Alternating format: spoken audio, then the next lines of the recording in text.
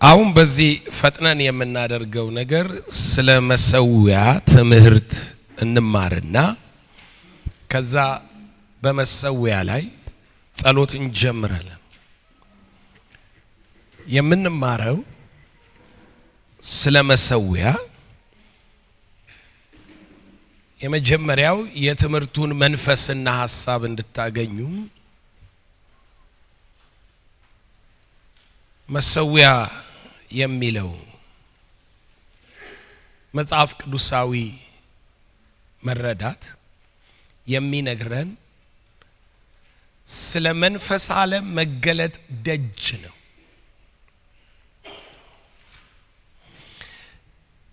በመንፈስ ዓለምና በፍጥረታዊ ዓለም መሃል ያለ ነገር ቢኖር መሰዊያ ነው።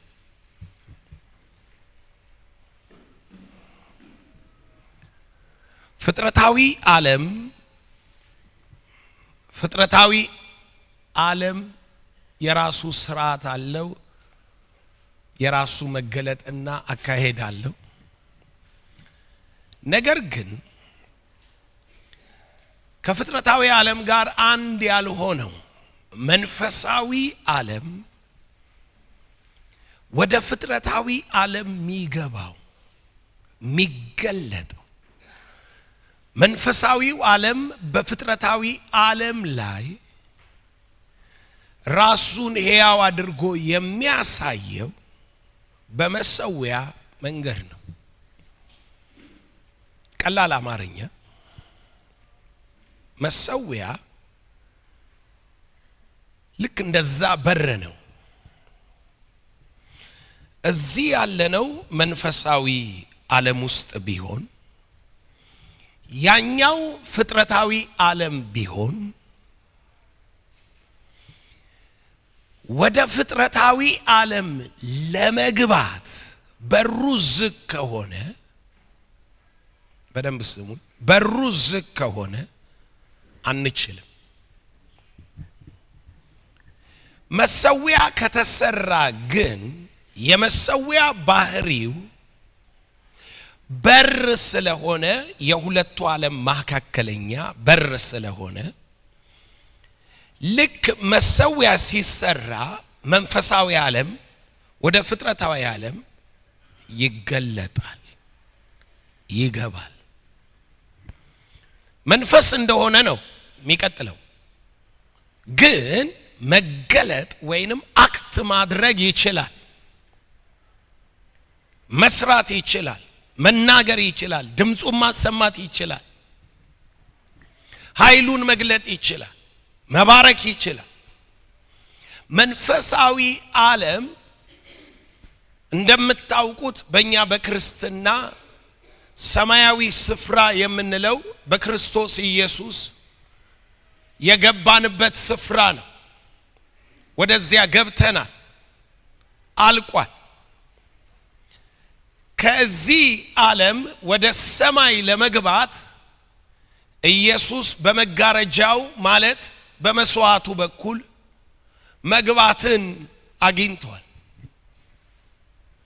ዕብራውያን መጽሐፍ ምዕራፍ 10 ቁጥር 19 እንግዲህ ወንድሞች ሆይ በመረቀልን በአዲስና በሕያው መንገድ ወደ ቅድስት በኢየሱስ ደም በመጋረጃው ማለት በስጋው በኩል እንድንገባ ድፍረት ስላለን እንድንገባ መግባትን አግኝተናል። በምን በኩል ነው የገባ ነው አለ? በስጋው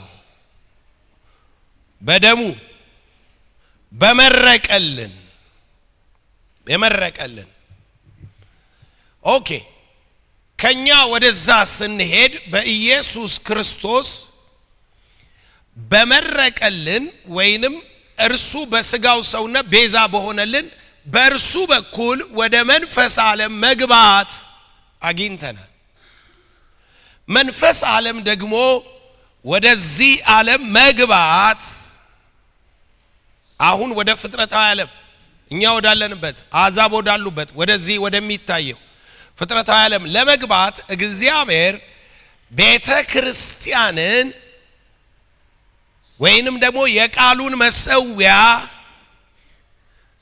ለመግቢያነት ይጠቀመዋል። ምን ማለት ነው? በሌላ አማርኛ በር ነው ብያለሁ። በሩ ከተዘጋ ማንም አይገባም አይወጣም። ከዚህ ወደዛ ከዛ ወደዚህ።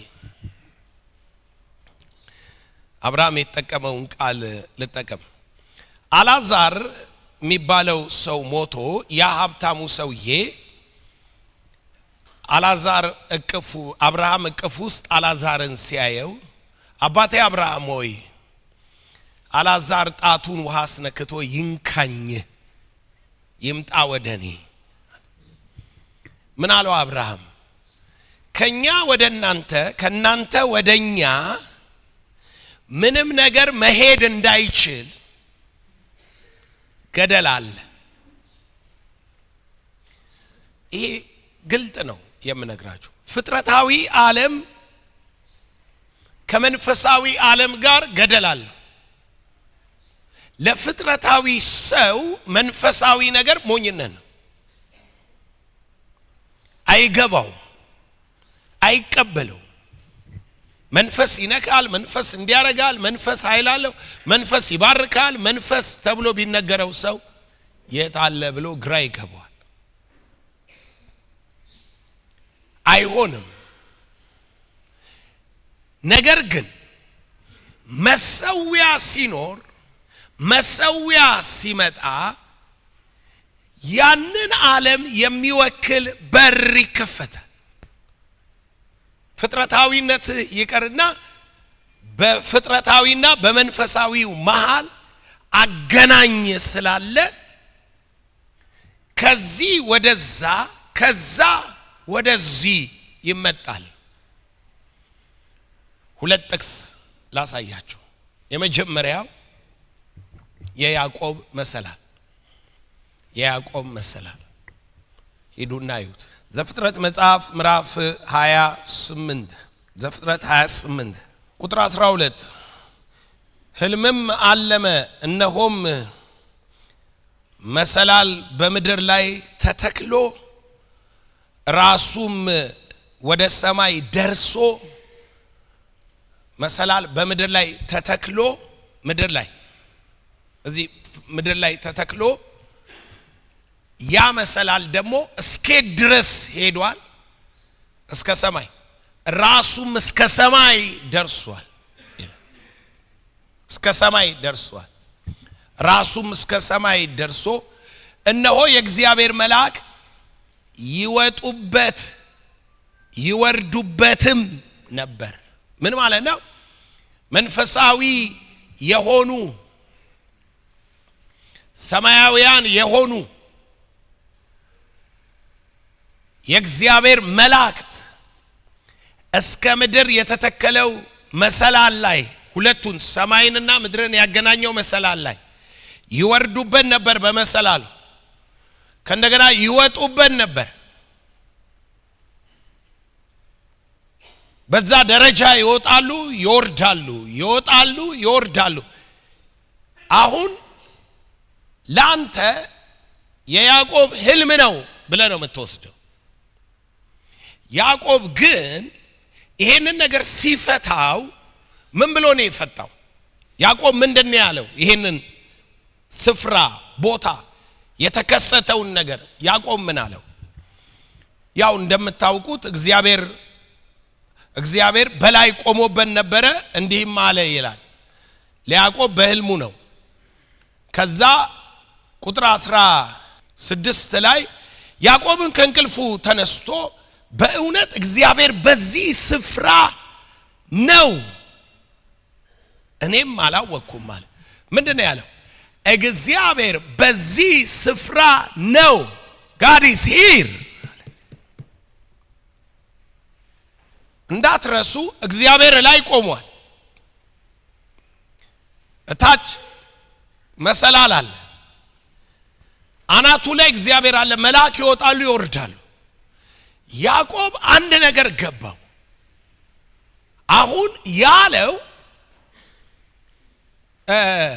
መሰላል አየሁኝ በህልሜ እግዚአብሔር ይወጣል ይወርዳል አይደለም God is here እግዚአብሔር በዚህ አለ እግዚአብሔር በዚህ ስፍራ ነው እኔ አላወቅኩም ማለት ኦኬ እግዚአብሔር እዚህ ስፍራ ላይ አለ እግዚአብሔር በዚህ አለ ቀጥሎ የሚመጣውን ቃል ነው እንግዲህ ማየት ትርጉሙ እየገባ የሚሄደው ማለት ያዕቆብም ማልዶ ተነሳ ተንተርሶ የነበረውን ድንጋይ ወስዶ ሐውልት አድርጎ አቆመው በላዩም ላይ ዘይት አፈሰሰበት ያዕቆብም ያንን ስፍራ ቤቴል ብሎ ጠራው አስቀድሞ ግን የዚያ ከተማ ስም ሎዛን ነበር ያዕቆብም እንዲህ ብሎ ተሳለ እግዚአብሔር ከኔ ጋራ ቢሆን በሚሄድበትም በዚች መንገድ ኪዳን ገባ ማለት ነው አሁን እዚህ ጋር መታየት የላይኛውን ቃል ልናገረው መታየት ምንድነው ቤቴል ምን ብሎ ለየው ቀደሰው ማለት ነው መሰዊያ ሰራለት መሰዊያ ያደረገ ድንጋዩን ወሰደና ይሄ ዘይት አፈሰሰበትና ይሄ ካሁን በኋላ ምን ይባላል ቤቴል የእግዚአብሔር ቤት የእግዚአብሔር መገኛ የእግዚአብሔር ማረፊያ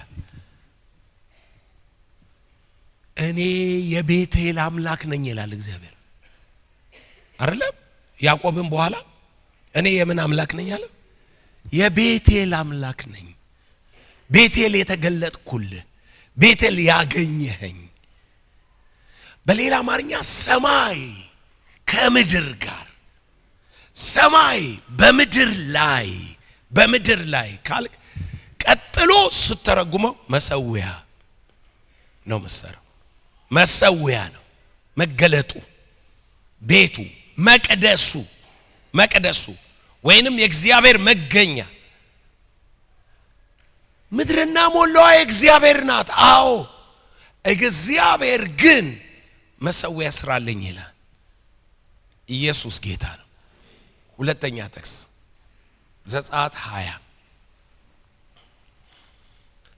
ዘጸአት 20 በጣም የሚገርማችሁ ማለት ነው ዘጸአት 20 እግዚአብሔር ፍጥረታዊ ዓለም የመጣበት ነው ራሱ የመጣበት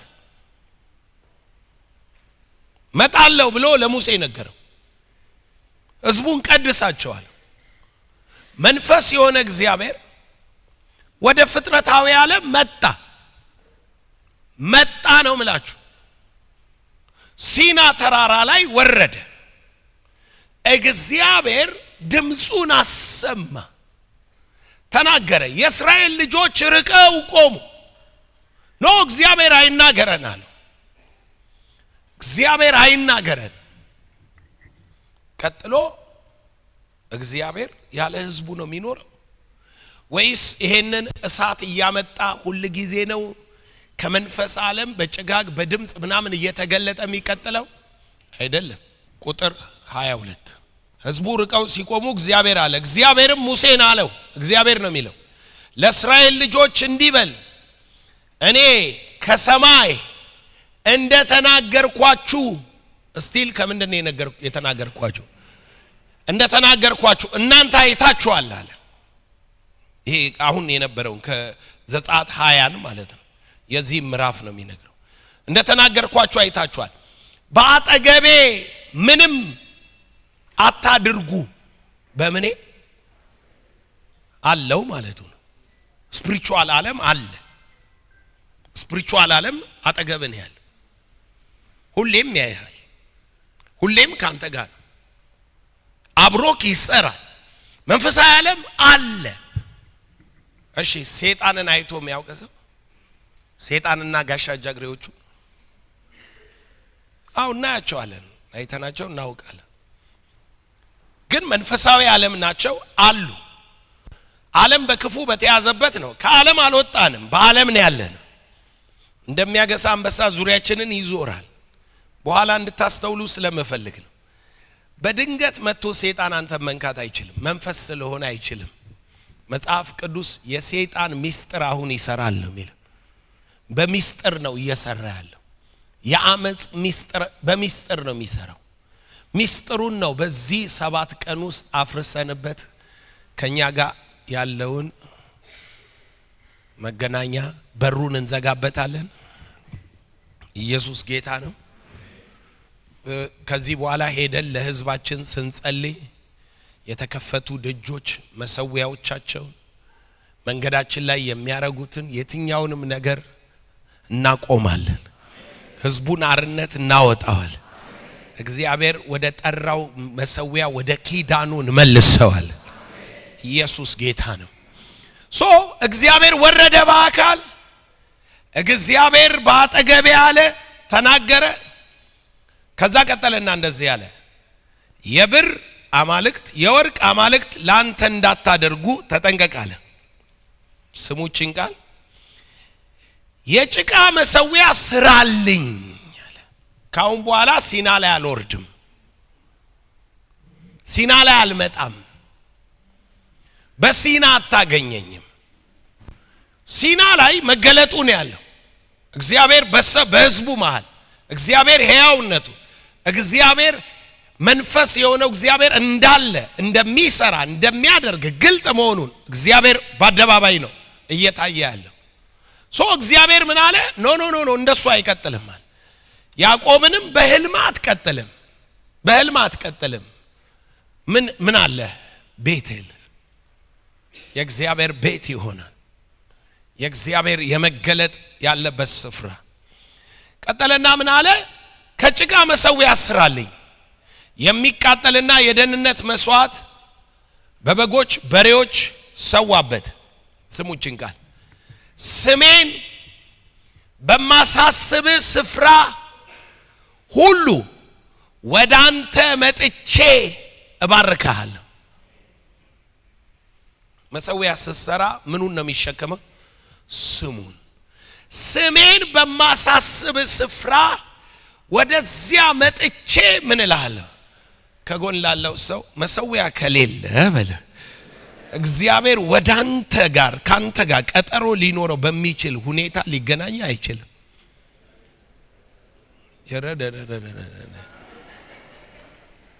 ሊገናኝ አይችልም። እግዚአብሔር ሰው ከእግዚአብሔር ጋር እንደሚገናኝ መገናኘት ከፈለክ ምን ያስፈልጋል? መሰዊያ ያስፈልጋል። መሰዊያ ስራልኝ አለና ምን አለው?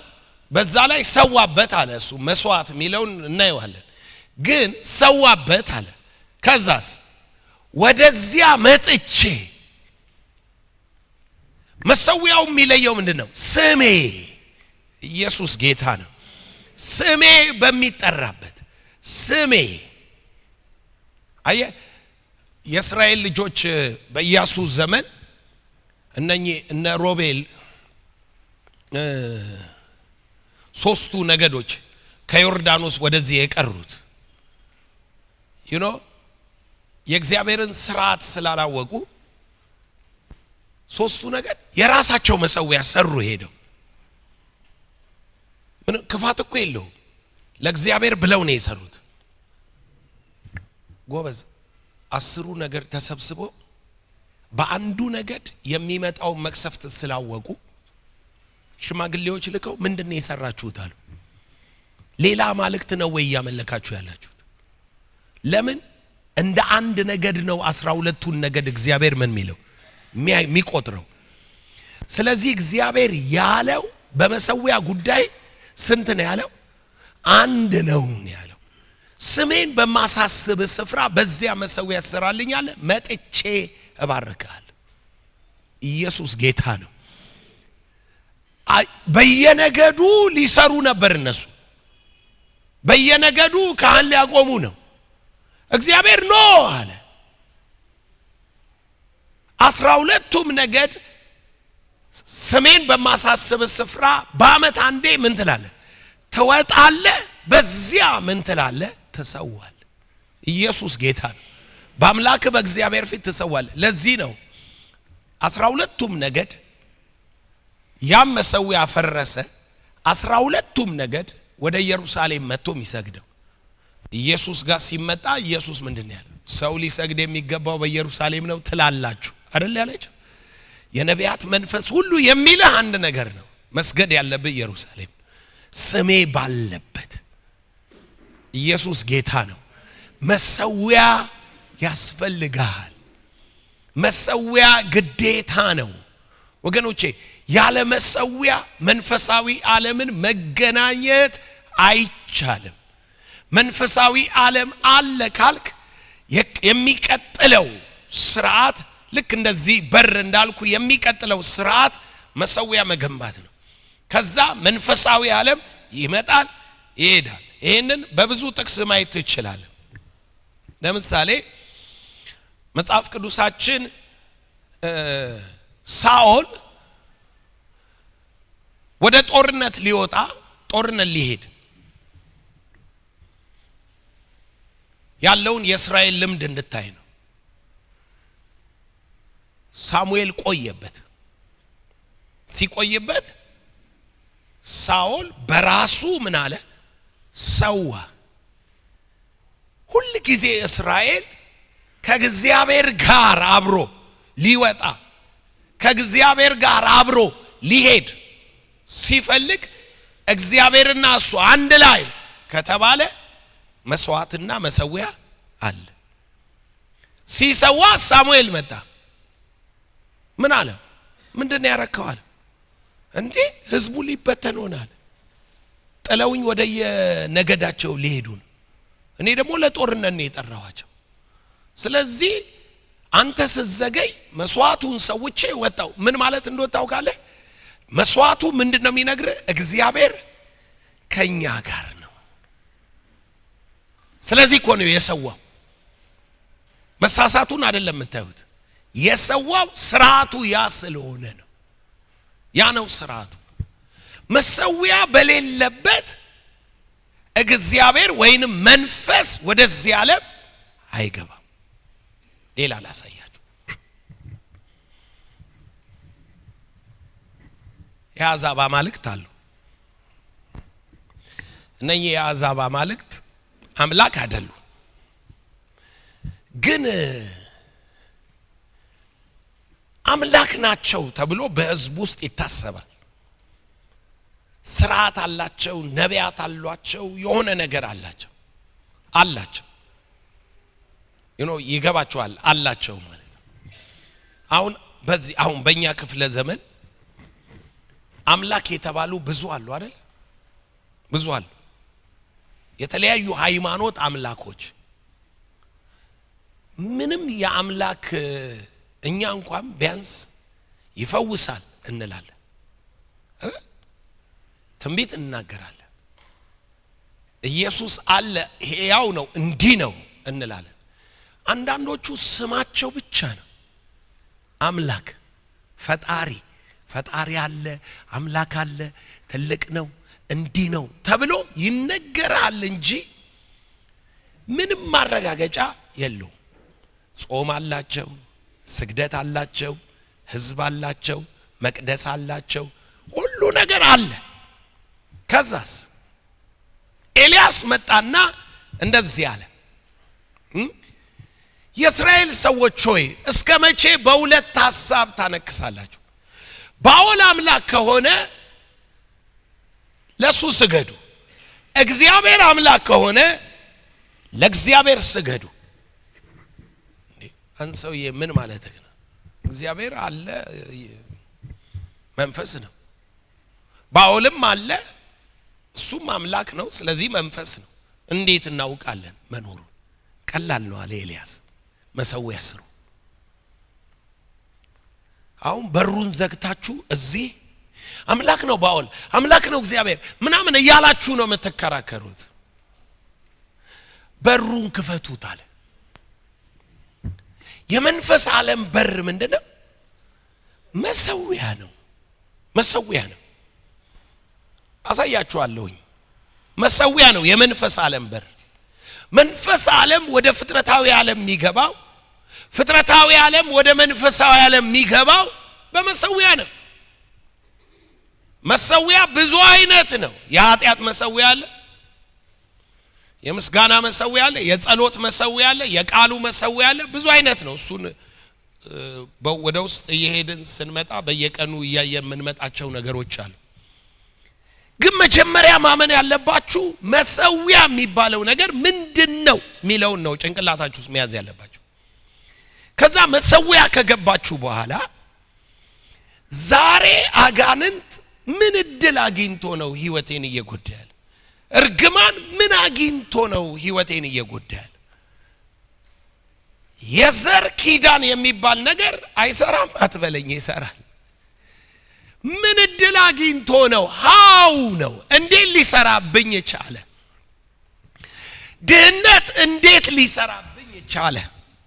እንዴ እኔ ተከፍሎልኝ ደግሞ በሌላ ተቃራኒ ሳይድ በርሱ ቁስል ተፈውሻለሁ፣ በርሱ ድህነት ባለጠጋውኛለሁ፣ እርሱ በነፃነት እንድኖር ነፃ አውጥቶኛል። ለምንድነው ነፃ ማልወጣው? ለምንድነው እንዲህ ማልሆነው? አየ ያኛውም ጥፋት የተከፈተብ መሰዊያ ስላለ እንጂ ሰይጣን አንተን የመንካት መብት የለው። መሰዊያ ስላለ ነው።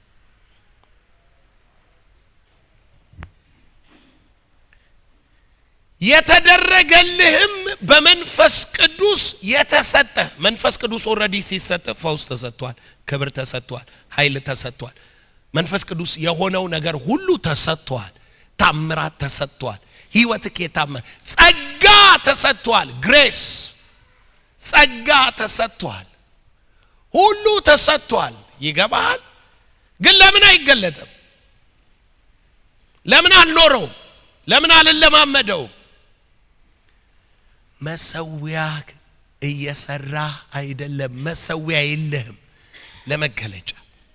የመሰዊያህን ደጅ ድምፅ አትሰማም። ከመሰዊያ የሚታወጀው ሪስፔክት አታረግም፣ አትቀበልም። መሰዊያ ያስፈልግሃል። ዝም ብለህ በመደዴ እየኖርክ መንፈሳዊ ዓለም በዚህ ዓለም አይመጣም። እግዚአብሔር የመሰዊያ ስርዓቶች ብሎ ያስቀመጣቸው መርሆች አትከተልም። አላለቀም አይደለም፣ መንፈስ አልተሰጠህም አይደለም። ነገር ግን ከመንፈስ ዓለም ወደዚህ አይገለጥም። ስራ አይደለም፣ ይሄ መገለጥ ነው። መጽሐፍ ቅዱስ መንፈስን መግለጥ ለእያንዳንዱ ለጥቅም መግለጥ። መንፈስ አለ፣ ነገር ግን መግለጥ ለጥቅም ይሰጠዋል። እሱ መግለጥንም ደግሞ ከማውራቱ በፊት ወንድሞች ሆይ ስለ መንፈሳዊ ነገር እንድታውቁ እወዳለሁ።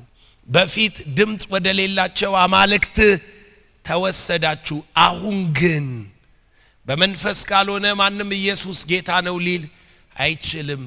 ማንም በመንፈስ ቅዱስ ሆኖ ኢየሱስ የተረገመ ነው ሊል አይችልም። ኢየሱስ ጌታ ነው፣ በመንፈስ ቅዱስ ነኝ። ይገባል የምለው ኤልያስ ምን አደረገ? መሰዊያ ስሩ አለ። ባውል ካለ ይመጣል፣ በሩን ክፈቱ ማለቱ ነው በሌላ አማርኛ። መሰዊያ ስሩ። ከዛ መሰዊያ ከሰራችሁ እናንተ መስዋዕቱን እሱ መገለጡን ያደርገዋል። መንፈስ ዓለም አይደል ወደዚህ ዓለም የገባው? በምን በኩል ገባ? መስዋዕት ሊቀበል ነው የገባው። በመሰዊያ ነው የገባው። ያለ መሰዊያ አይሆንም። ያለ መሰዊያ መንፈሳዊ ዓለም አይገለጥም። ኦኬ፣ ይሄ እንግዲህ ከባይብል እየጠቀስኩ ልንገርህ እንጂ ከባይብል እየጠቀስኩ ልንገርህ እንጂ እኛ እንኳን ከብሉይ ኪዳን ወደ አዲስ ኪዳን ተሻግረናል። ያልተሻገረ መንፈሳዊ አሰራር አለ። አሁን አለ የሰይጣን አሰራር። ድሮም ይሄ ሄደ ምን ሄደ እልሃለሁ ስትሄድ ከርማ አይደል የመጣው። የትኛውም አጋንንታዊ ኪዳን፣ የትኛውም የዘር መንፈስ፣ የትኛውም ጥንቆላ፣ የትኛውም በመናፍስት ዓለም ይሰራል የሚባል ነገር ያለ መሰዊያ ወደዚህ ዓለም አይገባም። የቀትር ጋኔል ብቻ ነው ፀሐይ ላይ የሚያገኝክ ያለ መሰዊያ አይገባም የእውነቴን ነው ምልህ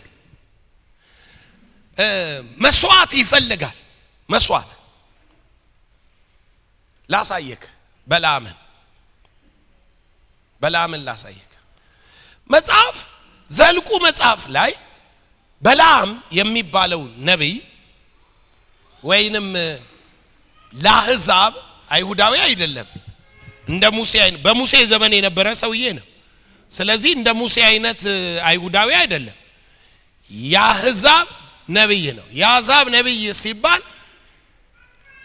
መንፈስ ያለበት ሰው ነው ማለት ነው ወይንም ቻናል ነው መንፈስ ማስተላለፍ የሚችል ነው ማለት ነው መንፈስ መግለጥ የሚችል ነው ምን አይነት መንፈስ ሚለውን እሱን እኔ አላውቅም ግን ሰውየው ቻናል ስለሆነ ሁሉንም ይመስለኛል የሚያስተላልፈ የአረብ ቻናል ዲሹ የሚያስተላልፈው ሁሉንም ይመስለኛል ለምን ብለህ ብትጠይቀኝ ባላቅ በሱ አገልግሎት ብዙ ጊዜ ተጠቅሟል ዛሬ በድንገት አይደለም በላም ጋር የመጣው ስለዚህ ይሄ ሰውዬ በአሕዛብ መካከል የታወቀ ረጋሚ ነው የታወቀ ጠንቋይ ነው የታወቀ መናፍስት ጠሪ ነው ያለ መንፈስ የሚሰራ አይደለም ሰውየው ታዲያ ይሄ ሰውዬ በላም መጣና ምን አለው ባላቅ መጣና እስራኤልን እርገምልኝ ሲል ስፒሪቹዋል ፓወር ተጠቀም ማለቱ ነው ለምን ተብሎ ሲጠየቅ ስለ እስራኤል ሰምቻለሁ አለ ባህር ተከፍሎ ነው ያለፉት በመድረ በዳ ውሃ ካለት ነው የሚጠጡት አይዘሩም አጭዱም ይበላሉ ማለት ፍጥረታውያን አይደሉም መንፈሳውያን ናቸው ኢየሱስ ጌታ ነው ለምን የሆነባቸው ነገር የ40 ዓመት የምድረ በዳ ጉዞ ፍጥረታዊ ሰው የሚሆንበት አይደለም ስለዚህ ናና በስጋ ማልችለውን እስራኤል በመንፈስ እርገምልኝ እርገምልኝ ሲለው ሰውየው ምን አረገ ነው የሚለው መጀመሪያም እግዚአብሔር ረፍ አለው አይ አረግምም አለ ከዛ ብር ሲበዛ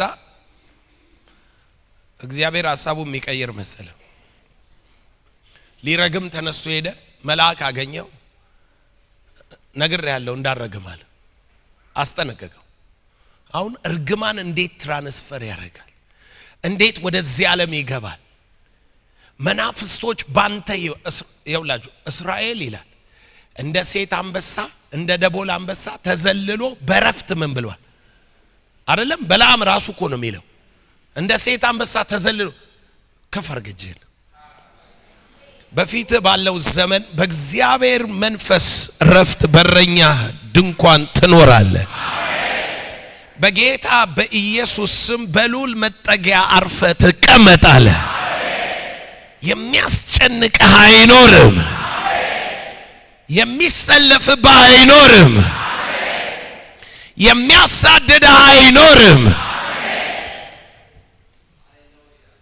እረኛ የሚጠብቅህ አይተኛም አንቀላፋ በሌላ አማርኛ ምን ማለት መሰላችሁ እስራኤል ተዘልሎ የተቀመጠው የሚጠብቀው ስላልተኛ ነው እውነት ነው መንፈስ አለው እስራኤል ለምሳሌ የእስራኤል መንፈስ አንደኛው መልአኩ እኮ ነው በላም ሊረግመው ሲል መልአኩ ፊቱ ቆሞ ነግሬሃለሁ አለ ሰይፍ ይዞ ማለት በትነካው አለ ለካ ባላቅ እውነቱን ነው ሚዋጋላቸው ምን አለ መንፈስ አለ በኢየሱስ ስም የእግዚአብሔር መልአክ ያገለግሉሃል የእግዚአብሔር መልአክ በፊት ይወጣሉ ይዋጉልሃል ብታውቅም ባታውቅም ብታይም ባታይም ስላንተ ይዋጋሉ ስላንተ ይዋጋሉ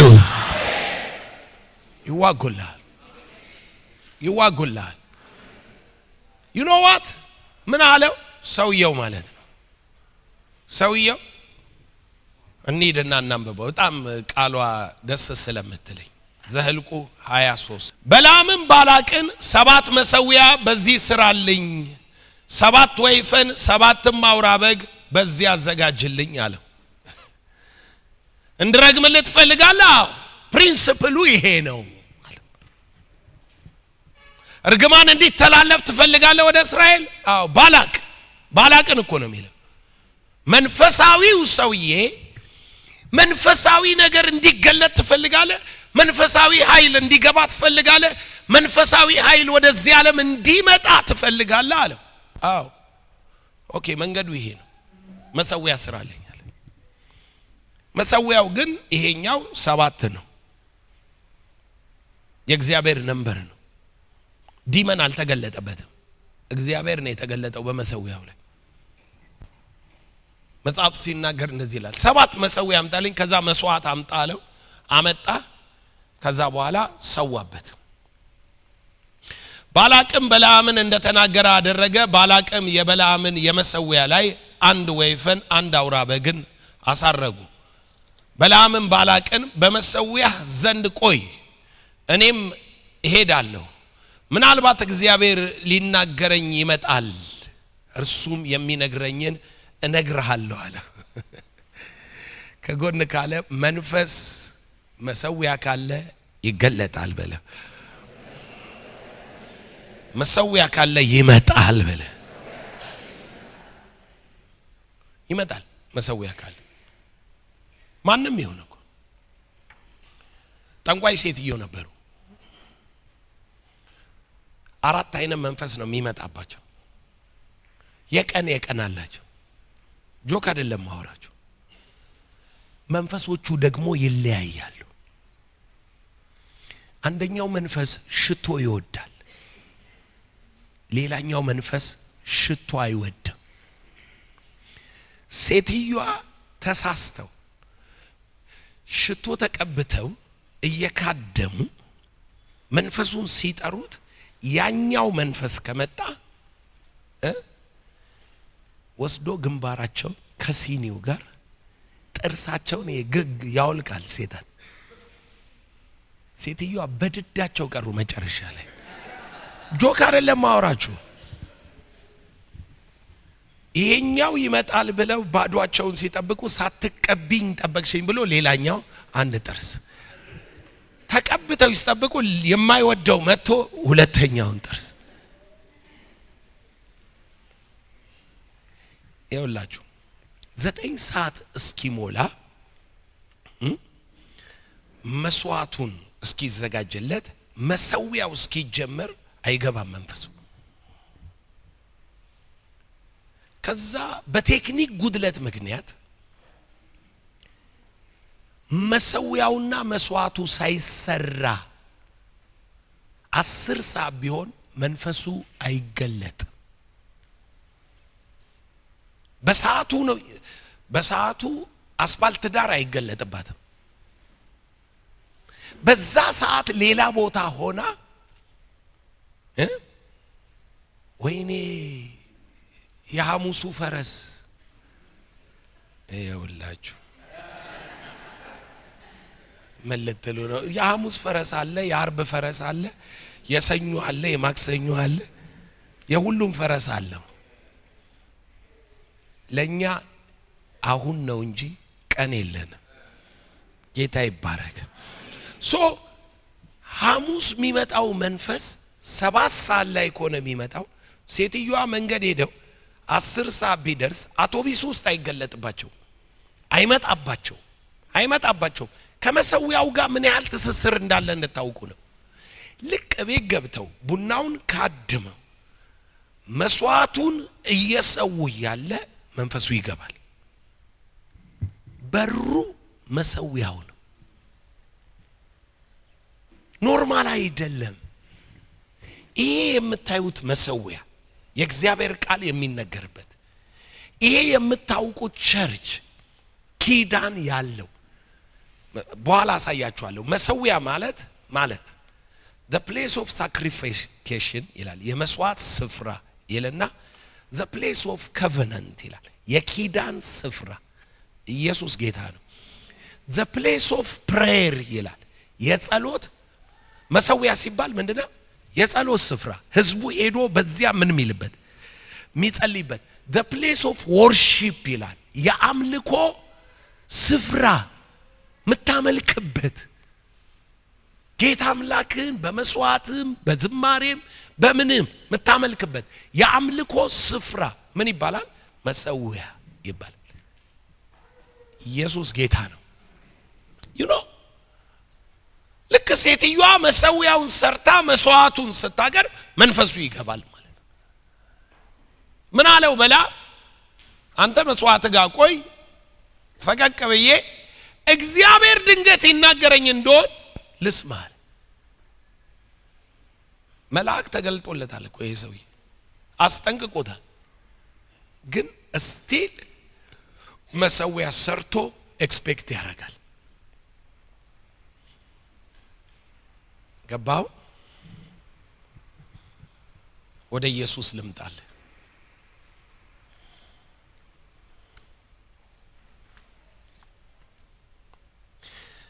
በመዝሙረ ዳዊት ላይ የመስዋዕቱን በግ እስከ መስዋዕቱ ቀን ድረስ ጠብቁት ይላል። የመስዋዕቱን በግ ጌታ ኢየሱስ የመስዋዕቱ በግ እንደሆነ ታውቃላችሁ። ስለናንተ መስዋዕት እንደሚሆን ስለ ኃጢአት የሚሰዋው የእግዚአብሔር በግ ማን ነው? ኢየሱስ ነው። አሁን መንፈስ ዓለም ቢለው ላሳያችሁ። ኢየሱስ ቃል አስተምሯል። ስብከት አንተና እግዚአብሔር አልታረቃችሁ። ኢየሱስ ሙታን አስነስቷል። ሰውና እግዚአብሔር አልታረቁ። መንፈስ ከሰው ጋራ ነፃነ ኃጢአትህንም ሆነ ምንህንም ይቅር ብያለሁ ብሎ እግዚአብሔር ካንተ ጋር አልሆነ። ኢየሱስ ነው እንጂ ካንተ ጋር ያለው ከእግዚአብሔር ጋር በዘላለም ኪዳን አሁን አዲስ ኪዳን ውስጥ እንዳለ ነው። እግዚአብሔር በእኛ እኛ በእግዚአብሔር አልሆነም። ሰው ነው፣ እግዚአብሔር ነው። እግዚአብሔር መጥቷል ወደ ሰው ዓለም። ኢየሱስ ጌታ ነው። ነገር ግን ቃል ሲሰብካቸው አልታረቁም፣ ሲፈውሳቸው አልታረቁም። የጥሉ ግርግዳ እንዳለ ነው። ግርግዳ መጋረጃ አይደለ ቃሎቹ የሚሉት። ባንተና በመንፈስ ዓለም መሃል ምን አለ? መጋረጃ፣ ግድግዳ፣ ልዩነት። ያ ልዩነት ኃጢአት የፈጠረው የሰው ልጅ በኃጢአት ከወደቀ በኋላ መንፈሳዊነቱን የጣለ ልቡ የጨለመበት በመንፈስ ዓለም መገኘት እንዳይችል መንፈስንም እንዳያውቅ ሐሳቡን ያጨለመበት ነው። ስለዚህ ግርግዳ አለ፣ ዝግ ነው። ምን ተፈጠረ አለ? ኢየሱስ ጌታ ነው።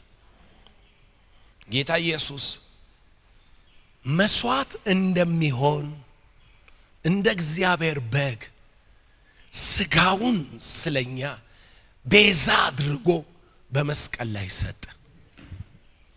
ደሙን ስለኛ ኪዳን አድርጎ በእግዚአብሔር ፊት አቀረበ። ኢየሱስ ልክ በመስቀል ላይ ሲሰዋ የጥሉ ግርግዳ ፈረሰ። የቤተ መቅደስ መጋረጃ ለሁለት ተቀደደ። ሰው ከእግዚአብሔር ጋር ተገናኘ። ወይንም መስዋዕት መንፈሳዊውን ዓለምና ፍጥረታዊ ዓለሙን ስንት አረገው? አንድ አረገው። ተከፈተ በሩ ማለት። ለዚህ ነው አሁን በእርሱ እንገባለን፣ በእርሱ እንወጣለን፣ በእርሱ የእግዚአብሔር ልጆች ነን። በሩ እሱ ስለሆነ I am the gate ብሏል። እርሱ ባይሰዋ ኖሮ መንፈሳዊ ዓለም ጋር ፍጥረታዊ ሰው መገናኘት ምን አይልም አይችልም ነበር። አሁን ግን ከመንፈሳዊ ዓለም ጋር የተገናኘው በኢየሱስ መስዋዕትነት ነው። መስዋዕት ኢየሱስ ነው። መስዋዕት ያለ መስዋዕት ያለ መሰዊያ ከእግዚአብሔር ጋር አትታረቅም። መንፈሳዊ ዓለም ጋር ግንኙነት አታረግ። እግዚአብሔር በመሃል ስላለ ታምር ይሆናል። እግዚአብሔር በመሃል ስላለ ቃል ትማራለህ። ከእግዚአብሔር ጋር ግን ታርቀ በር ተከፍቶልህ ወደ እርሱ የገባኸው በመሰዊያው በመስዋዕቱም ነው። ኢየሱስ ጌታ ነው። አሁን ገብቷችኋል? መሰዊያ ማለት ምን ማለት ነው? በመንፈስ ዓለምና በፍጥረታዊ ዓለም መካከለኛ በር ማለት ነው። ባጭር ቃል ለመናገር መካከለኛ በር ማለት ነው። አሁን ምን አይነት ደጆች ነው በዙሪያ የተከፈቱት ሚለውን ነው መጣ።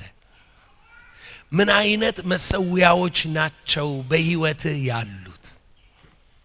ብዙ አይነት መሰዊያ ነው ያለው ጎበስ። ብዙ አይነት መሰዊያ ነው ያለው። የመስዋዕት አይነቱም የመሰዊያ አይነቱም ይለያያል። እስኪ ከአባታችን ከአብርሃም እንጀምር።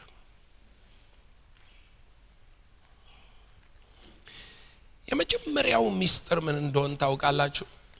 የመጀመሪያው ሚስጥር ማንም ሰው መሰዊያ የኪዳን ስፍራ ስለሆነ ልክ ኪዳን እግዚአብሔር ሲገባል ባንተና በእግዚአብሔር መሃል ለዛ ኪዳን መታሰቢያ ምን አለው? መሰዊያ አለ። አብርሃም ጋር ነው ወስዳችሁ። አብርሃም ደግሞ የሕግ ሰባኪ አይደለም። አንዳንድ ሰው ይሳሳታል። አስራት የለም ይላል። አሁን ስለ አስራት አይደለም ትምህርቴ፣ ግን አስራት የለም ይላል። ለምን የለም አስራት ስትለው የሆኑ ታዋቂ ሰባኪዎች የሰበኩትን ያስታውሳል። ምንድነው ያሉት? ሕግ ነው፣ ሕጉ ቀርቷል። ሕጉ ስለቀረ፣ ሕጉ ስለተሻረ አስራት ተሽሯል ይላል። ኦኬ፣ እነኛ የሰበኩክ ሰባኪዎች ምን አይነት ማይንድ ሴት ስላላቸው ነው? ሕጉ ብለው ብሉይ ኪዳን ይሉና ብሉይ ኪዳን ለነሱ ምኑ ነው? መጽሐፉ ነው፣ ሙሉ መጽሐፉ ማለት ነው። አሁንም መስዋዕት መሰዊያ ስል ክርስቶስ ተሰውቷል በቃ አለቀ ብሎ አንድ ሰው ይዘጋል። ኧረ አይደለም። ከባለቤቱ ያወቀ ምንድነው አለ ሰውየው። እንደና ጠጅን ጠጣ። ግን ቡዳ መሆን የለብህም። ጳውሎስ አዲስ ኪዳን ውስጥ መሰዊያም አለ መስዋዕትም አለ ብሏል አይደለም? አሁንም አስራትም አለ ስጦታም አለ። በልብ እንዳሰብክ በፍቅር ስጥ ነው የተባለው። አዎ፣ ግን አስራትም አለ። አስራትም አለ። ስጦታ ብቻ አይደለም፣ የፍቅር ስጦታ ብቻ አይደለም፣ አስራትም አለ። መጽሐፍ ስለሚል አዲስ ኪዳን ስለሆነ ብሉይ ኪዳን መጽሐፍ አይደለም ጎበዝ፣ መጽሐፍ አይደለም ብሉይ ኪዳን። ብሉይ ኪዳን የሚባለው መጽሐፍ ውስጥ አዲስ ኪዳን አለ። የተሻረው በሕጉ ጥላ የሆነው ነገር ነው እንጂ በብሉይ ኪዳን ውስጥ የነበረው ትንቢት፣ ተስፋ፣ ኪዳን ምን አላለም? አልተሻረም። ኢየሱስ መጥቶ አካል ያስያዘው ምኑን ነው? ትንቢቱን አይደል? እሺ ብሉይ ኪዳን ውስጥ ነው ያለው በለኝና በመገረፉ ቁስል ተፈወሳችሁ የሚለውን አይሰራም በለኝ አሁን ትላለህ አትልም። ብሉይ ኪዳን አይደለም፣ ተስፋ ነው፣ ትንቢት ነው። አየህ፣ ትንቢት ተሽሯል አትልም፣ ተስፋ ተሽሯል አትልም፣ ኪዳን ተሽሯል አትልም። ለዚህ ነው ጳውሎስ አብርሃምን ጠቀሰና ሙሴን ጠቀሰው። አብርሃምን ሲጠቅሰው ምን አለ? የተስፋው ቃል ዘር አለና ሙሴን ሲጠቅሰው ፊተኛውን ተስፋ እስኪሽር ድረስ ሕጉ ስልጣን የለውም ማለት። ፊተኛው ተስፋ የማን ነው? የአብርሃም። ሕጉ የማን ነው? የሙሴ። ሙሴ ከአብርሃም በኋላ ነው የመጣው እኮ። ያልገባ ነገር የተስፋ ቃል እግዚአብሔር ለአብርሃም ገባና ለሙሴ ሕግ ወይንም ሞግዚትነት ሰጠው ለሙሴ። ስለዚህ እግዚአብሔር ሞግዚቱን ሽሮ የቀደመውን የተስፋ ቃል ምን አለ? አጸና።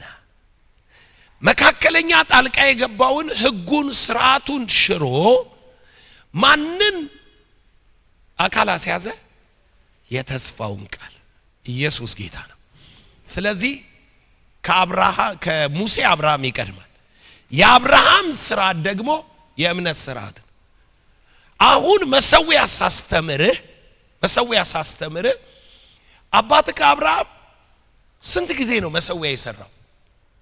ምዕራፍ 12 ላይ ሰራ፣ ምዕራፍ 13 ላይ፣ ምዕራፍ 15 ላይ፣ ምዕራፍ 17 ላይ፣ ምዕራፍ 22 ላይ ስንቴ ነው መሰዊያ የሰራው አብርሃም? የሰራው ስለ በተለያየ አጀንዳ የተለያየ መሰዊያ አብርሃም ለእግዚአብሔር ምን ብሏል? ሰርቷል። ይሄ አብርሃም የእምነት አባት ነው። የአዲስ ኪዳን አካል ነው። የተስፋ ቃል ኪዳን ነው። ኢየሱስ የአብርሃም ዘር ነው። ዘሲድ የአብርሃም ዘር ነው።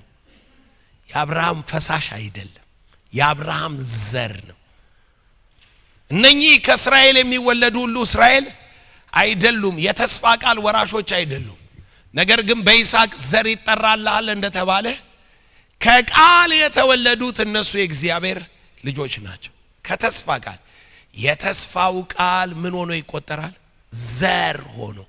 ቃል ነው እንጂ ዘር ሆኖ የሚቆጠረው የአብርሃም የወገቡ ፈሳሽ አይደለም፣ ዘር ሆኖ የሚቆጠረው። ስለዚህ ወገኖች አብርሃምን በትክክል ተርጉሙት። መጀመሪያ ኢየሱስ ጌታ ነው። ኪዳን ዘፍጥረት 12 እግዚአብሔርም አብርሃምን አለው ከአገርህ ከዘመዶችህ ከአባትህ ቤት ተለይተህ እኔ ወደማሳይ ምድር ውጣ፣ ታላቅ ሕዝብ አደርግሃለሁ፣ ባርክምሃለሁ፣ ስምህንም አከብረዋለሁ፣ ለበረከት ሁን። የሚባርኩህን እባርካለሁ፣ የሚረግሙህን እረግማለሁ። ለምድር ነገዶች ሁሉ ባንተ ይባረካሉ። አብርሃምም እግዚአብሔርን እንደነገረው ሄደ፣ ሎጥም ከእርሱ ጋር ሄደ። አብርሃምም ከካራን በወጣ ጊዜ የ75 ዓመት ሰው ነበረ። አብርሃምም ሚስቱን ሳራን የወንድሙን ልጅ ሎጥን አገኙት። ያገኙትን ከብት ሁሉና በካራንም ያገኟቸውን ሰዎች ይዞ ወደ ከነዓን ምድር ለመሄድ ወጣ። ወደ ከነዓንም ምድር ገቡ።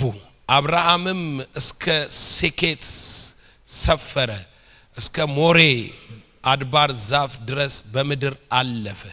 የከነዓን ሰዎችም በዚያን ጊዜ በምድር ነበሩ። እግዚአብሔርም ለአብርሃም ተገለጠለትና ምን አለ?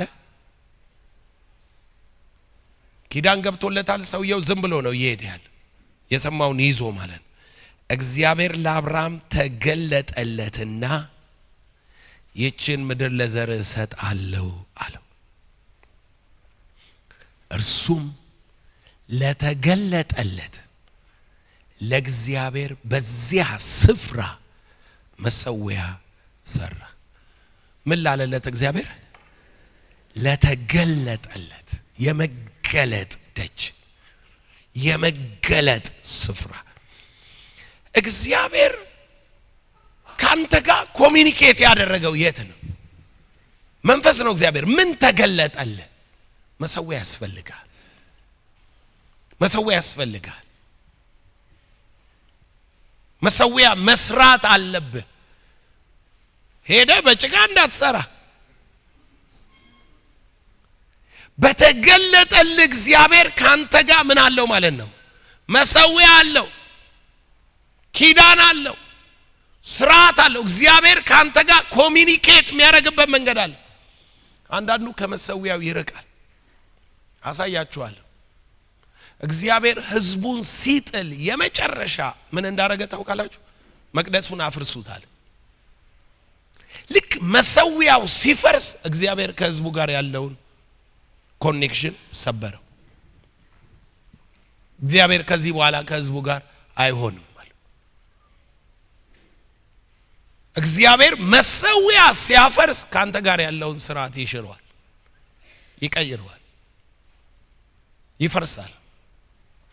ለዚህ ነው እግዚአብሔር ከነሱ ጋር ያለኝን ኪዳን እሽር ዘንድ ውበት የተባለችውን እንትን ወስደ ስበራታል። ኪዳኔን ከናንተ ጋር ምን ብያለሁ? ሰብሬያለሁ። ከዚህ በኋላ በክርስቶስ በኩል እንጂ በሕጉ በኩል በምናምን ብትመጡ ምን አለለም አላገኘህም። አሮጌው ኪዳን አሮጌው ስርዓት ምን ብለዋል? አልፏል። በቃ ተሽሯል፣ ተሽሯል። እንደዛ ነው የሚቀጥለው እግዚአብሔር።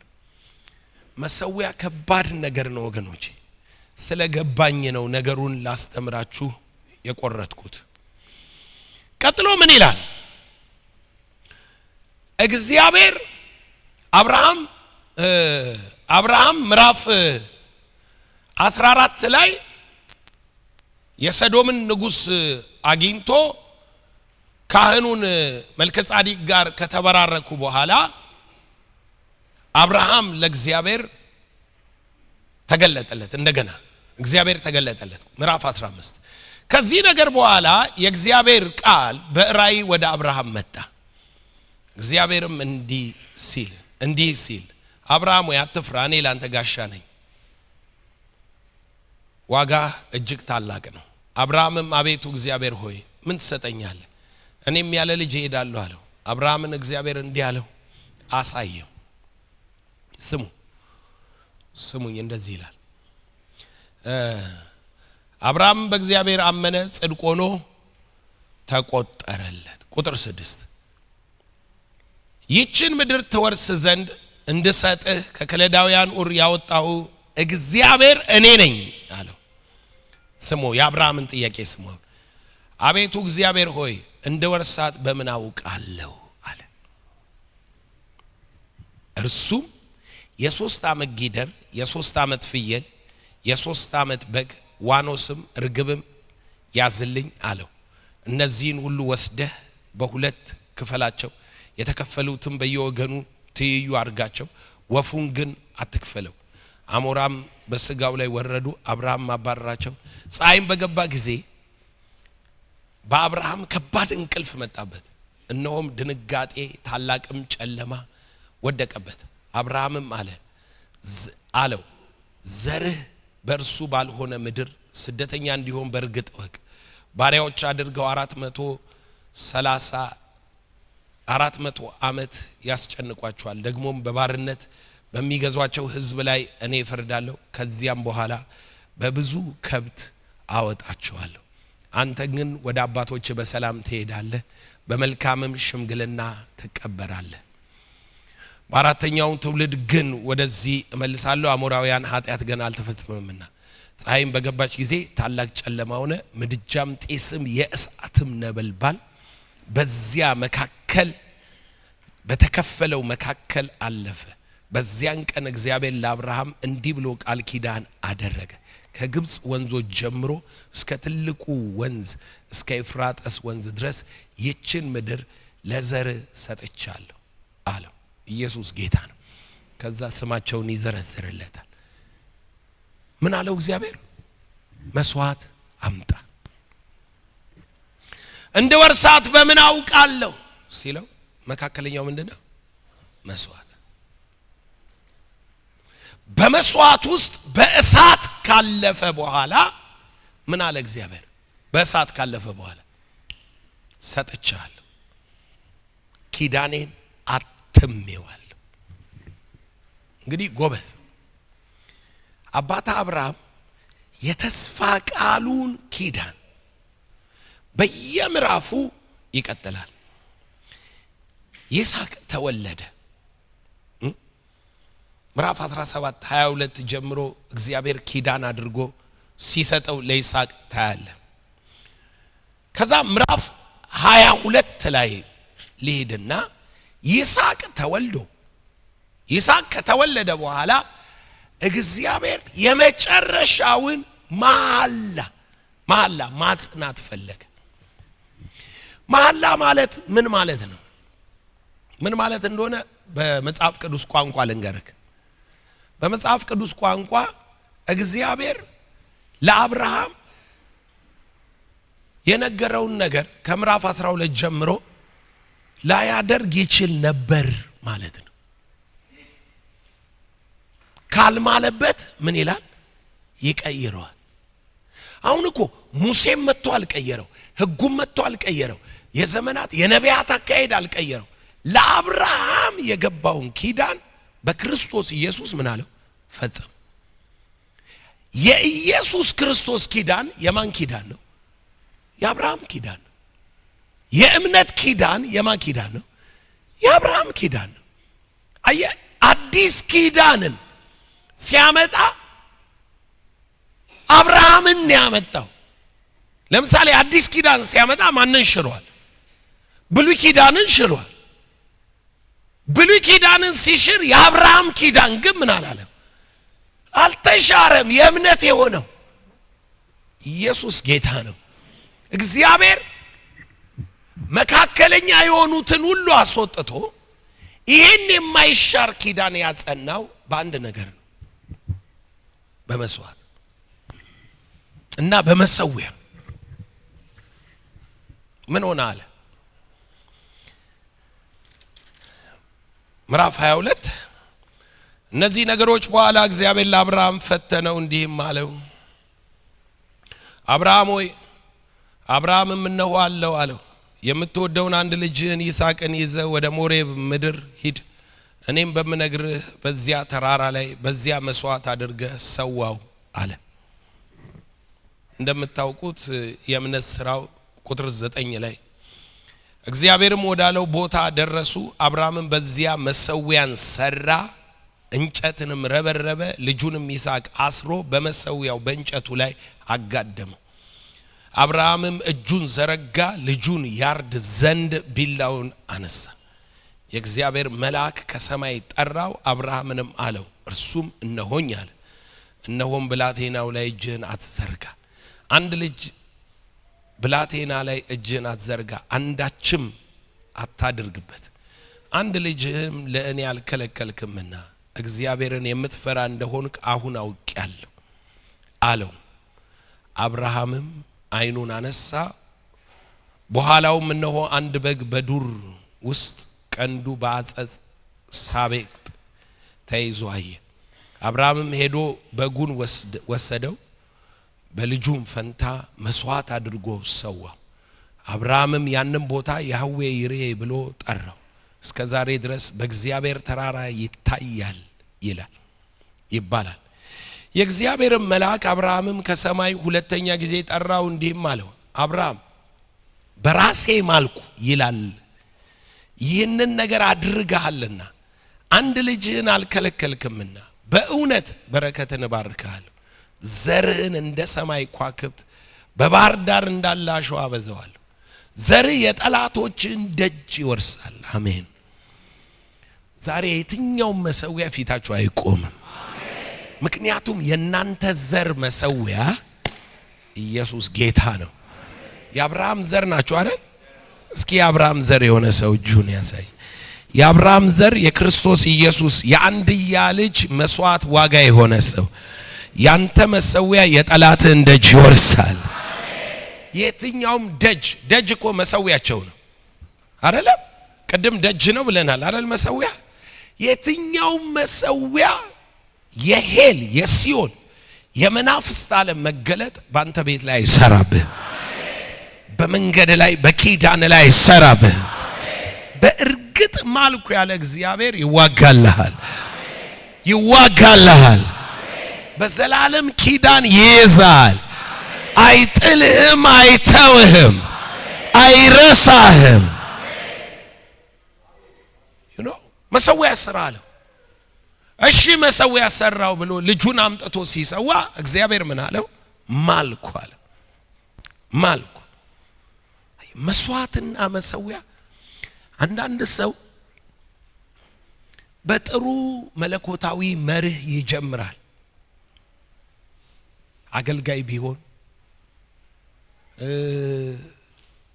ምእመን ቢሆን በጥሩ መለኮታዊ መርህ ለምሳሌ በመስዋዕት ይጀምራል ህይወቱን ለእግዚአብሔር በመሰዋት ማለት ገንዘቡን ይሰዋል ነገሩን ይሰዋል እንቅልፉን ይሰዋል ይጀምራል ከዛ ከትንሽ ጉዞ በኋላ መስዋዕቱን ይተዋል መሰዊያክ ሕያው አይሆንም ማለት ነው በሌላ አማርኛ መሰዊያክ እየደበዘዘ መሄደው በምን እንደሆነ ታውቃለህ መስዋዕት ስታቆም ነው መስዋዕት ስታቆም መሰዊያክ ይደነዝዛል ያረጃል መጽሐፍ ሲናገር ሰምታችኋል የጥንት መሰዊያዎች ምን አሉ ታደሱ ሲል ምን ብለው ነበር ማለት ነው አርጅተው ነበር ማለት አቁመው ነበር ማለት መሰዊያዎች የሚታደሱት በመስዋዕት ነው በመስዋዕት ትጀምራለህ በመስዋዕት ደጅ ይከፈትልሃል በመስዋዕት አዲስ ምዕራፍ ትገባለህ በገባህበት ምዕራፍ ውስጥ እየሄድክ ትንሽ በረከት ትንሽ መገለጥ ትንሽ ክብር ትንሽ ስም ስታገኝ መንገዱን ትተዋለህ መንገዱን መተው የለብህም መንገዱ ነው ዋናው ይልቁኑ አብዝተህ መሰዋት አብዝተህ ወደ ምን እንድትገባ ያደርጋል ወደሚበልጠው ደጅ እንድትገባ ያደርጋል እኔ አሁን 30 ዓመት ስላገለገልኩ ኤክስፒሪየንስ አለኝ ተጨባጭ የሆኑ ማለት ነው ሰዎች የማውቃቸው መሪ ሆኜ ስለኖርኩ ከኔ ጋር እኔ በዚህ ኪዳን ውስጥ የመሰዊያ አገልጋይ ነኝ የመሰዊያ ካህን ነኝ ይሄ ይታወቃል ለምን ኪዳኑ መሰዊያክ ነው ኪዳኑ መሰዊያክ ነው የእግዚአብሔር መገለጥ ማለት አላየህም አሁን የአብርሃም ኪዳን መሰዊያን ለተገለጠለት እግዚአብሔር የመገለጡ ስርዓት ያለበት ነው እግዚአብሔር በዚህ መገለጥ በዚህ የትውልድ ኪዳን ካንተ ጋር ተገናኝቷል እና ሰዎች በመስዋዕት ይጀምራሉ አያቸዋለሁ በመስዋዕት ይነሳሉ መስዋዕት ውጤት አምጥቶላቸው አይቻለሁ ከዛ በኋላ የእግዚአብሔር ቅባት ኦፕሬት ሲያደርግባቸው ከኖርማል መሐላችን ከነበሩበት ነገር ተነስተው ሳክሪፋይ ያደረጉ ያረዱ ነገራቸው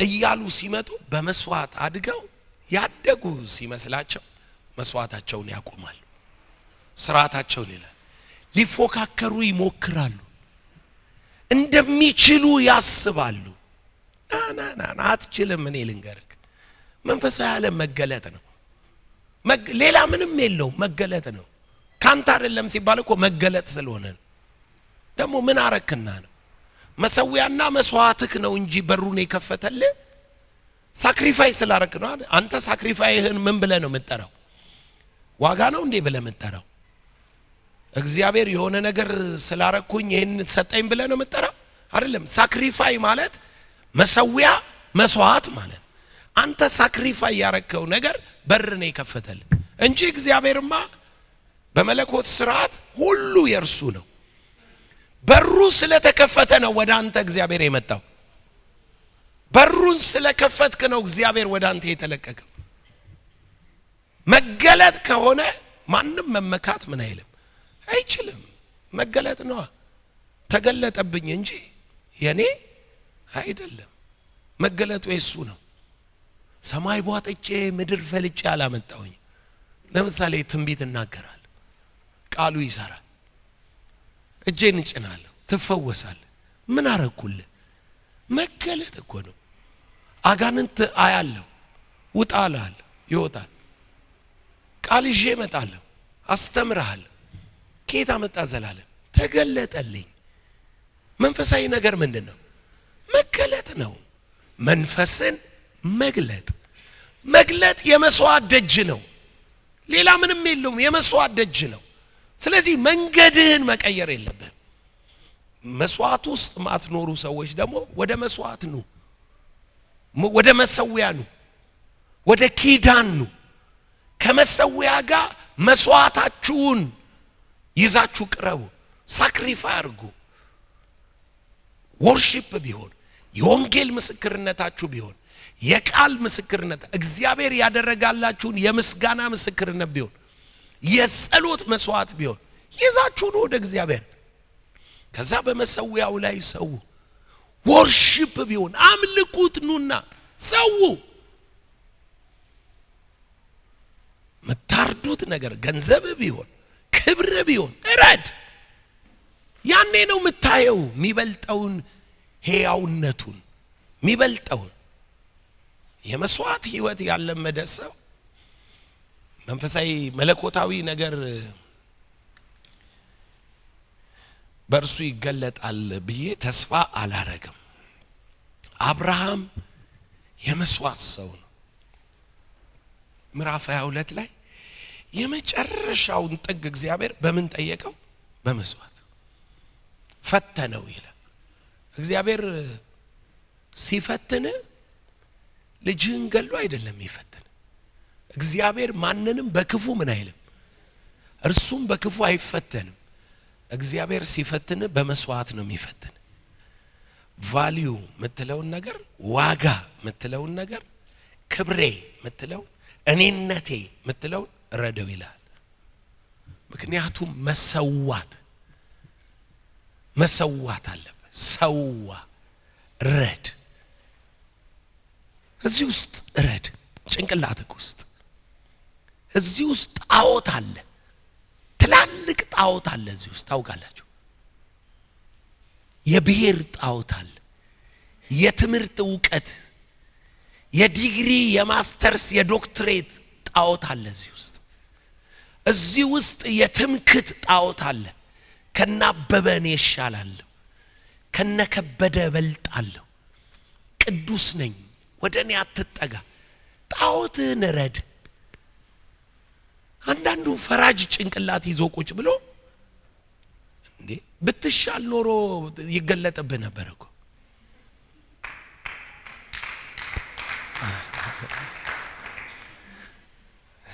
ስድስት ሰው ነው ያጨበጨበው እና ስድስቱ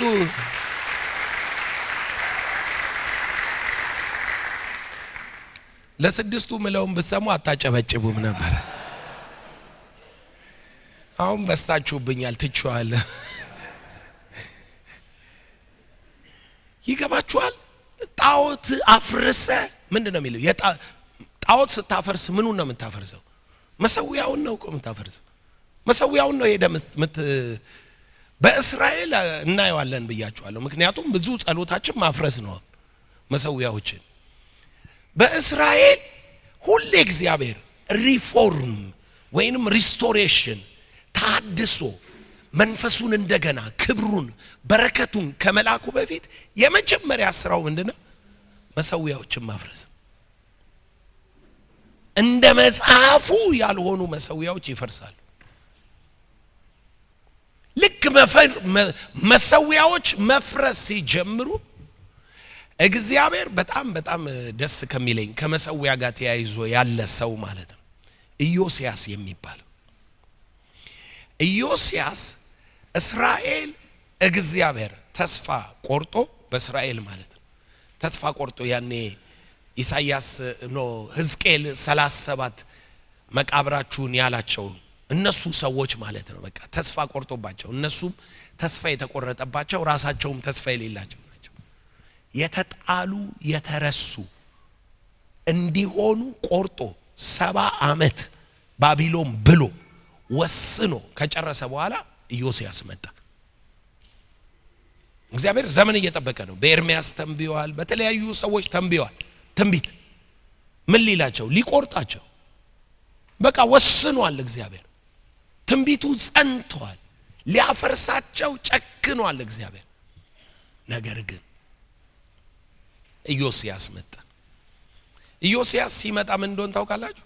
መቅደስ ነው ያደገው። የእግዚአብሔር መጽሐፍ ተረስቶ ነበረ።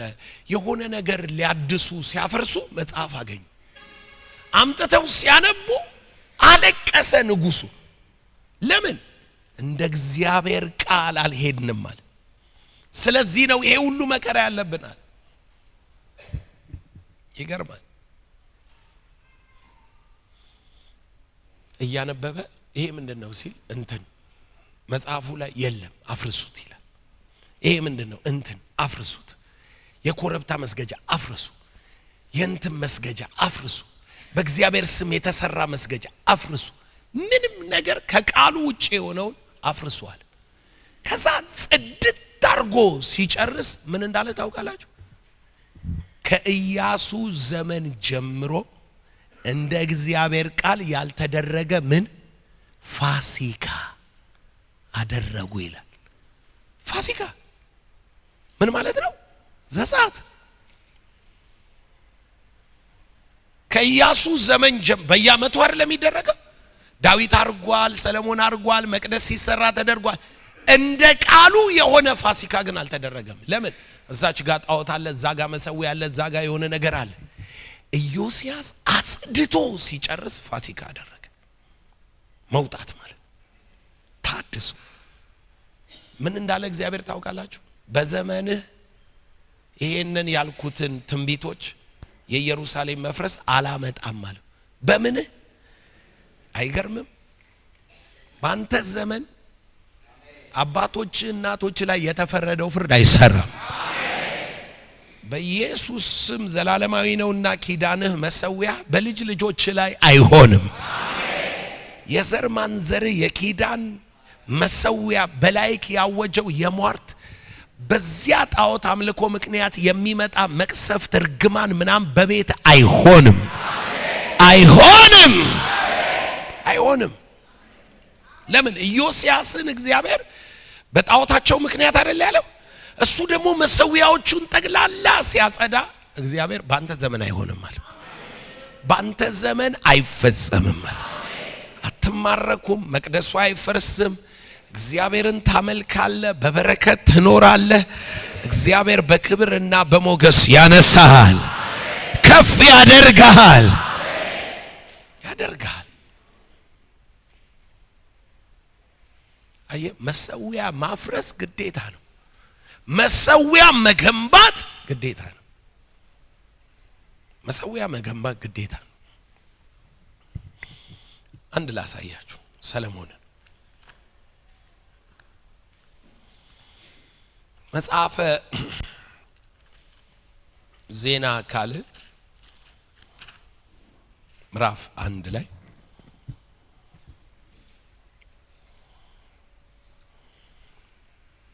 ቁጥር 3 ሰለሞንም ከእርሱም ጋራ ጉባኤ ሁሉ የእግዚአብሔር ባሪያ ሙሴ በምድረ በዳ የሰራውን የእግዚአብሔር መገናኛ ድንኳን በዚያ ነበረና በገባዖን ወዳለው ወደ ኮረብታው መስገጃ ሄዱ። ለእግዚአብሔር ታቦት ግን ዳዊት በኢየሩሳሌም ድንኳን ተክሎለት ነበርና ዳዊት በቂርያትይዓሪም ወዳዘጋጀለት ስፍራ አምጥቶት ነበር። የሆርሞንም ልጅ የኡሪ ልጅ የባሱኤል የሰራው የነሐስ መሰዊያ በዚያ ነበር። ጉድ! እንግዲህ ተመልከቱ። መሰዊያ ሪስፔክት ስታረግ መሰዊያው ላይ ማኒፌስት ያደረገ ግሬስ ያገኛል። መሰዊያው ሪስፔክት ስታረግ መሰዊያው ላይ ማኒፌስት ያደረገው ግሬስ ያገኛል። እዚህ ጋር የምታገኙት ቃል ምን እንደሆነ ታውቃላችሁ? ባስኤል ማን ነው? እግዚአብሔርም አለ ለሙሴ ለባስኤልና ለማን ነው ስሙ ጥበብ ሰጥቻቸዋለሁ። መቅደሱን የሰሩ ማለት ነው። መቅደሱን የሰሩ በምድረ በዳ ሙሴ በድንኳን ነው እዚህ ላይ ይላል። ሙሴ በምድረ በዳ የተከለው ድንኳን የሰሩት ጥበበኞቹ ሰዎች የሰሩት መሰዊያ በዚያ ነበር። ከዛስ ባስኤል የሰራው የነሐስ መሰዊያ በዚያ ነበር፣ በእግዚአብሔር ማደሪያ ፊት ነበረ። ሰለሞንም ጉባኤም ሁሉ ይፈልጉ ነበር አይደለም? ሰለሞንም ጉባኤውም ይህንን ይፈልጉት ነበር። ዩሲ ፍላጎቱን የሰለሞን ፍላጎት ጉባኤውም እየፈለጉ ምንድነው እየፈለጉ ያሉት? መሰዊያውን እኮ ነው ይፈልጉን ነበር። ከዛስ የሚፈልጉት መሰዊያው ላይ ያለ ስርዓት እንዳለ ስለሚያውቁ ነው። በመሰዊያው በኩል ያለፈ መገለጥ እንዳለ ስለሚያውቁ። አንዳንድ ሰው መሰዊያ ጥሎ ሲሄድ፣ አሁን ከዚህ ራይ ጥሎ ሲሄድ ምንም አይመስለው። ይሄ መሰዊያ ምን መገለጥ ይዞ እንደመጣ አታውቅም። ዘላለም ዝም ብሎ ይመስልሃል። በጣም እኮ ሰዎች አሉ። ዘላለም ግን ትውልድ የሚባል አጀንዳ ላይ እሺ፣ በትውልድ አጀንዳ እዚህ ሀገር ከማኖፍ ጋዶች በትውልድ አጀንዳ እየሰራም ህዝብም ሁሉ ይሄ ትውልድ ሐሳብ ነው ብሎ የሚያምነው ማንን ነው? ምን ነው? ከበደን ነው ነው የእንትን አብያተ ክርስቲያን ፕሬዝዳንትን ነው? ነገረኝ። ምን ትፈራለህ? እኔን ነው የሚያምነው። ሂድና የትኛውንም ማኖፍ ጋር የምትለውን ጠይቅ። የትውልድ አጀንዳ ላይ እዚህ ሀገር ማን ያለው ብለህ የትውልድ ጉዳይ ላይ ባለፈው ሳምንት ስብሰባ ነበር። አንድ ስብሰባ፣ እዛ ስብሰባ ላይ ሌላ ስብሰባ ስቆይ ጊዜ ደወሉልኝ። ጀምሩት በቃ ወንድሜ፣ ስለ ትውልድ ስለ ሀገር ነው የምናወራ፣ አንተ ካልመጣ አንጀምርም አሉ። እዛም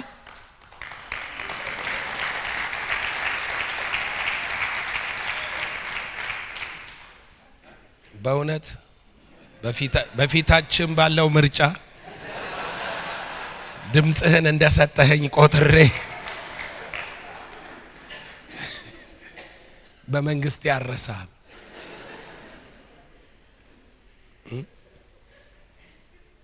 እነማን እንደነበሩ አልነግርህም።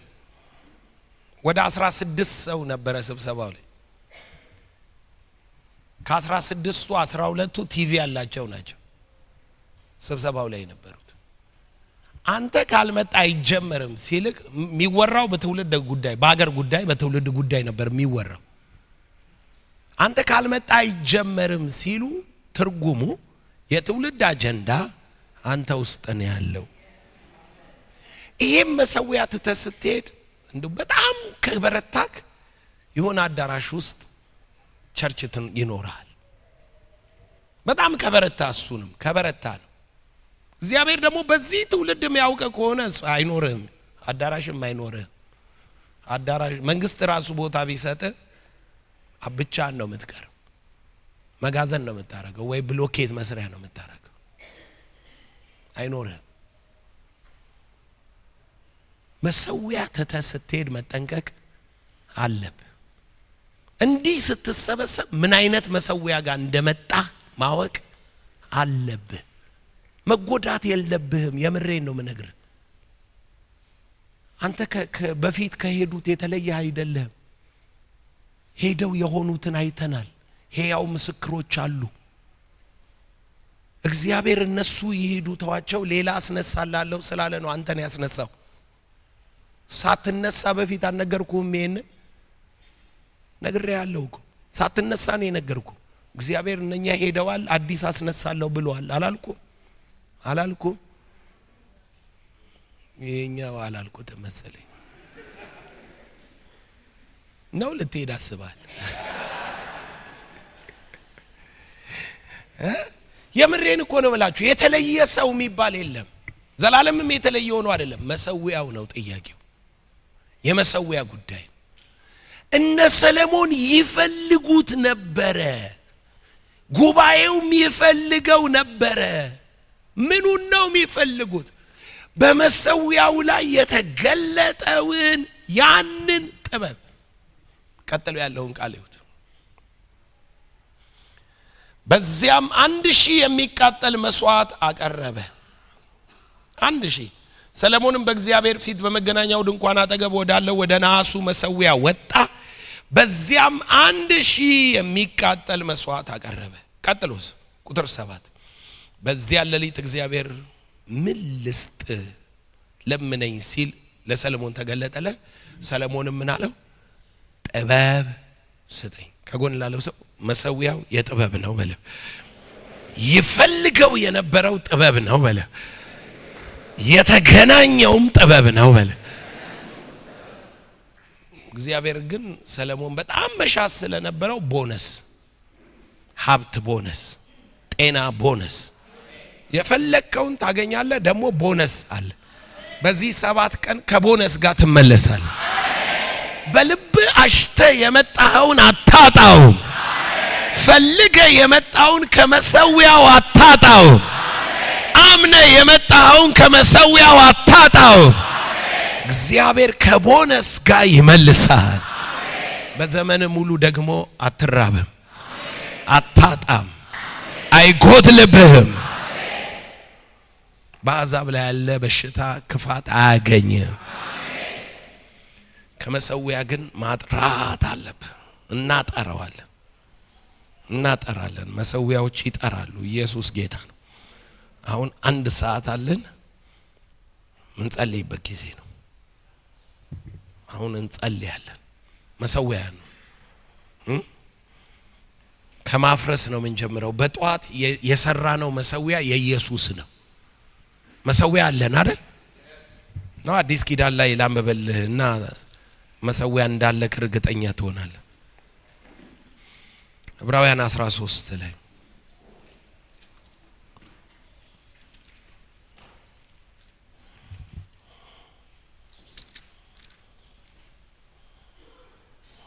ዕብራውያን 13 ቁጥር 10 ጳውሎስ እንደዚህ ያለ ልዩ ልዩ አይነት በሆነ በእንግዳ ትምህርት አትወሰዱ። ሰማ ልባችሁ በጸጋ ቢጸና መልካም ነው። ሰማ እንጂ በመብል አይደለም።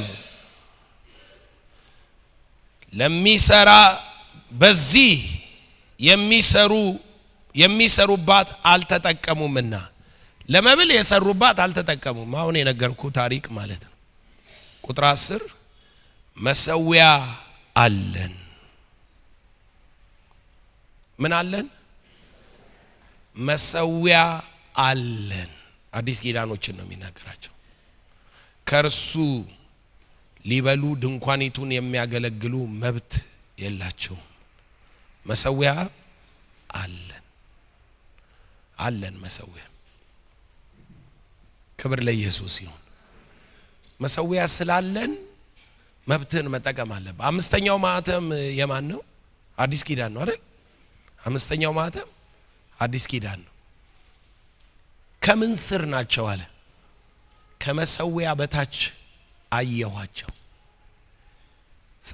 ታርደው ደማቸው ፈሶ አትበቀለንም ወይ? የሁላችን ጩኸት ነው። ከምን በታች ነው ያያቸው? ከመሰዊያ በታች። በተለይ ራእይ መጽሐፍ ላይ ምን እንደሚታወቃላችሁ እንቀጥለዋለን ነገ። ዛሬ መሰዊያ የሚለው ትርጉም እንዲገባችሁ ነው። ኪዳን፣ ጸሎት ነው። ኪዳን፣ መገለጥ፣ መስዋዕት ምናምን የሚሉትን እንቀጥልና ከዛ ደግሞ ወደ እንትኖቹ እንሄዳለን። ፕራክቲካል ወደሚሆኑት በመሰዊያ ምን እንደሚገለጡ ማለት ነው። ወደሱ ደግሞ እንሄዳለን። ኢየሱስ ጌታ ነው። ራእይ ላይ ስትሄዱ ምን ሚስጥር እንደምታገኙ ታውቃላችሁ? ጸሎታችሁ እንኳን በመስዋዕትና በመሰዊያ ነው የሚያደርገው። ራእይ መጽሐፍ ላይ እኮ ነው የቅዱሳንን ጸሎት ከዕጣን ጋር በመሰዊያው ላይ አቀረበው አይደለም የሚለው መልአኩ። ኢየሱስ ጌታ ነው። ይሄዳል። አሁን እዚህ ምጮ ሁሉ ይሄዳል። በአምልኳችን ዕጣን ታጅቦ በዋጋ ማንኛውንም ቫልዩ ያለው ነገር በፊቱ በስሙ ክብር በመሰዋት በምስክርነታችን ጌታ በዚህ እንዲያርጎኛል፣ ፈውሶኛል፣ ተንብዮልኛል፣ አጽናንቶኛል፣ ሕያውነቱን መስክረን ለስሙ ምን የሚሉ የሚመሰክሩ የከንፈሮቻችሁን ፍሬ ለስሙ የሚመሰክሩ የስ ጌታ እኔ እንዲያርጎኛል። ምስክርነት የሚሰጥ ሰው እየሰዋ ነው። ባይዘው እየሰዋ ነው። ታምራትን ቅርምጭ አድርገህ ትበላና ከዛ በኋላ ኪስ ይዘህ ትሄዳለህ። አልቀጥል ይልሃል ታምራት። ዋይ ምስክርነት ይዘ ወደ መሰዊያው መምጣት አለብን። ሰዋ በፊቱ መጽሐፍ ሲናገር በወንድሞች ጉባኤ መሃል ምን እልሃለሁ በምስጋና ሰዋለሁ አይደል እንዴ የሚለው አመሰግናለሁ። ወደ ድንኳን መስዋዕቴን ስለቴን ይዤ እመጣለሁ። ሳክሪፋይ ያደረክ ማድረግ አለብህ አምጥተህ በእግዚአብሔር ፊት ክብርህን። ለምንድን ነው ማትመሰክረው? ለምንድን ነው ማትመሰክረው? ንገረኝ። እግዚአብሔር ባረከኝ ካልክ ይበደረዋል። እግዚአብሔር ፈወሰኝ ካልክ አሞሃል ይሏል። አሞ ነበር ማለት ነው ይሏል። እግዚአብሔር ቤቴን ፈወሰው ካልክ ትዳር ተበጥብጦ ነበር ይሏል። አየ ጭንቅላት እንዳትመሰክር የሚፈልግበት ምክንያት አለው። ቆይ ላረጋግጥ ይላል። አረጋግጥ። አንድ ወርም 2 ወርም አረጋግጥ። ግን መመስከር አለብህ፣ ግዴታ ነው። ከምስክርነታቸው ቃል የተነሳ ምን አሉት? ከምስክርነታቸው መስዋዕት ነው። መሰዊያ ላይ ቆመህ መናገር አለብህ። መመስከር አለብህ። እዚህ ራእይ ላይ ችግራችሁ ይሄ ነው። ብዙ ይሆንላችኋል፣ ብዙ አትመሰክሩ። ጌታ ይባረክ።